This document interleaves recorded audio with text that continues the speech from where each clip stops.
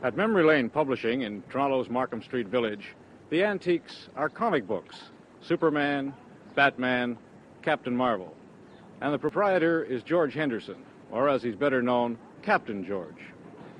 I've been in business 4.5 years, and when I came into the business, the fad, or what you want to call it, was at its peak, but it's been going, I would say, since about 1951. But it was underground then. Now it's above ground. The people aren't embarrassed anymore about admitting that they collect comic books. What would you classify as an antique comic book? What do the collectors go after? A legitimate antique comic book is anything dated from 1945 to 1933. It's a legitimate antique, because comic books themselves, as we know it, that sort of a comic book only started in 1933. So therefore, an antique, it doesn't have to be 100 years old. It has to be near the beginning.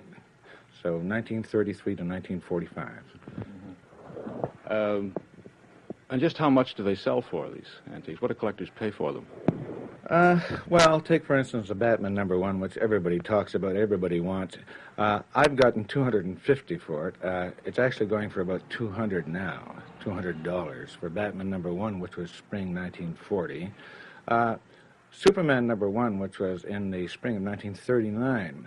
I see low prices of about $125, but I also see where it's going for something like $300. It depends on who's selling it and who's buying it. One avid collector is George Olszewski. I collect old comic books because they're rare, they're interesting because they're precursors of the modern day comics that we have, and it's just sort of a collecting instinct. I like to have them. It's very interesting. Also, the artwork in comics is quite exceptional nowadays.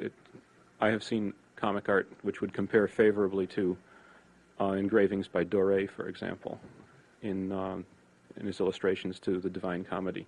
Rare comic books are reaching such value that collectors are beginning to have trouble with thieves.